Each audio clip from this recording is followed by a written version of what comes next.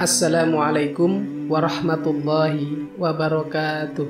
Teman-teman seiman yang dirahmati Allah Subhanahu wa Ta'ala, sejak Israel mendeklarasikan diri pada tahun 1948, mereka terus-menerus memperluas wilayah mereka di bumi Palestina hingga mendominasi wilayah yang sebelumnya dikuasai oleh Kesultanan Ottoman tersebut.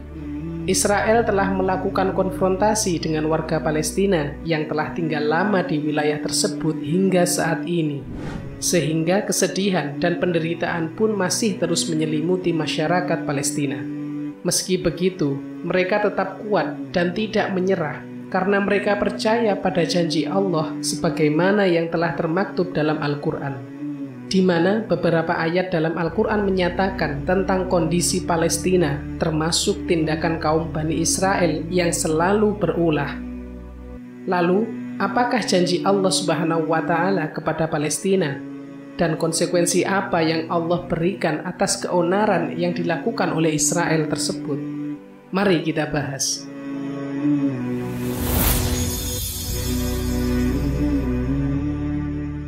Teman-teman seiman yang dirahmati Allah Subhanahu wa Ta'ala, dalam Al-Quran surat Al-Isra ayat keempat, Allah Subhanahu wa Ta'ala telah berfirman terkait kaum Bani Israel yang sering membuat kejahatan di dunia ini hingga menjadikan mereka sombong.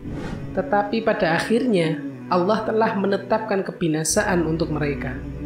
Allah telah berfirman dalam Al-Quran surat Al-Isra ayat keempat yang artinya, "Dan telah kami tetapkan terhadap Bani Israel dalam kitab itu, sesungguhnya kamu akan membuat kerusakan di muka bumi ini 2 kali, dan pasti kamu akan menyombongkan diri dengan kesombongan yang sangat besar."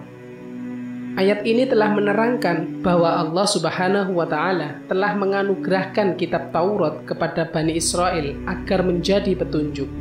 Tetapi mereka enggan mengikuti pedoman kitabnya, dan mereka akan membuat keonaran 2 kali di bumi ini, di negeri Syam, dengan perbuatan sewenang-wenang, melampaui batas, dan durhaka terhadap orang lain. Tetapi Allah Subhanahu wa Ta'ala tidak segera menjatuhkan siksa kepada mereka, sehingga mereka akan menyombongkan diri dengan kesombongan yang sangat besar. Dan sudah jelas peristiwa tersebut telah benar-benar terjadi. Saat ini Israel yang merupakan keturunan dari Bani Israel telah berada pada tingkat kesombongan yang sangat besar. Mereka bangga dengan apa yang mereka lakukan, ditambah lagi dengan dukungan dari negara-negara besar seperti Amerika dan Inggris yang terus membuat mereka merasa berada di atas. Namun, Allah Subhanahu wa Ta'ala telah menjanjikan kepada mereka bahwa akan ada hamba-hamba Allah yang mampu mengalahkan mereka semua.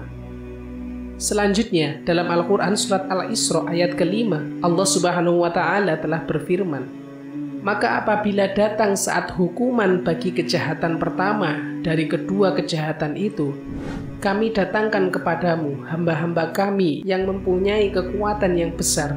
Lalu mereka merajalela di kampung-kampung, dan itulah ketetapan yang pasti terlaksana." Teman-teman seiman rahimakumullah, sebagaimana kita ketahui bahwa Bani Israel telah mencapai masa kejayaannya pada tahun 975 sebelum Masehi. Tetapi dengan keonaran yang mereka perbuat, akhirnya kerajaan-kerajaan mereka itu runtuh akibat penyerangan dari kerajaan lain. Jika teman-teman belum mengetahuinya, silakan simak video kami yang satu ini. Pada video itu, kami telah menjelaskan asal mula dari kaum Bani Israel hingga kaum Israel saat ini.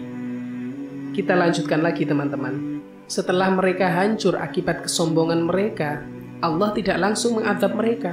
Bahkan Allah memberikan kekayaan dan kekuatan, baik dalam bidang harta benda maupun kekuatan dalam bidang keturunan dan pertahanan negara mereka.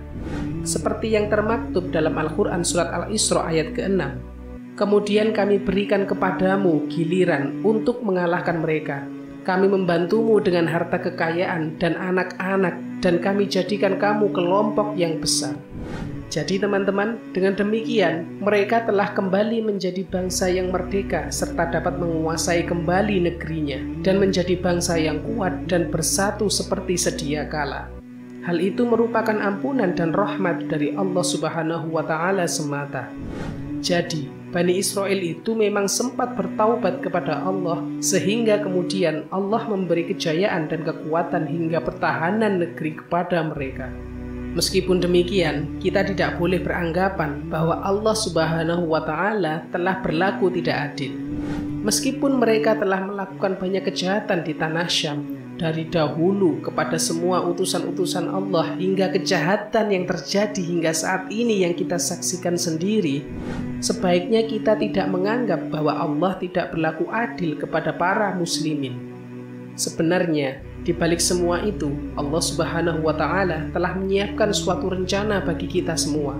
Sebagaimana Allah Subhanahu wa Ta'ala telah menyatakannya dalam Al-Quran surat Al-Isra ayat yang ke-7.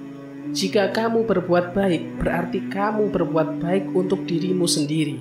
Dan jika kamu berbuat jahat, maka kerugian kejahatan itu untuk dirimu sendiri.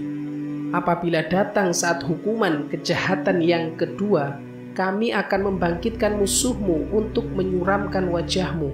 Lalu mereka akan masuk ke dalam Masjidil Aqsa, sebagaimana ketika mereka memasukinya pertama kali. Dan mereka akan membinasakan apa yang kamu kuasai.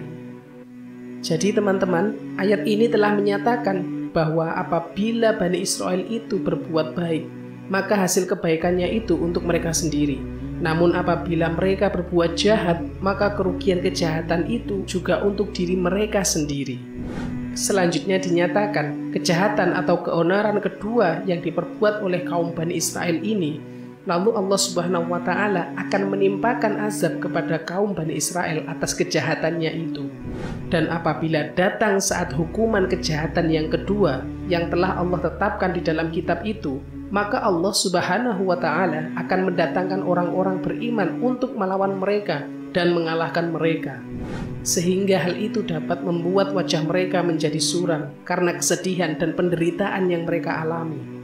Dan para pasukan muslim itu akan masuk ke dalam masjid, yakni Masjidil Aqsa, untuk mengalahkan kekejaman dari kaum Bani Israel, sebagaimana mereka memasukinya pada saat pertama kali untuk mengalahkan nenek moyang mereka yang pertama kali. Dan para pasukan muslimin ini akan membinasakan sehabis-habisnya apa yang telah Bani Israel kuasai.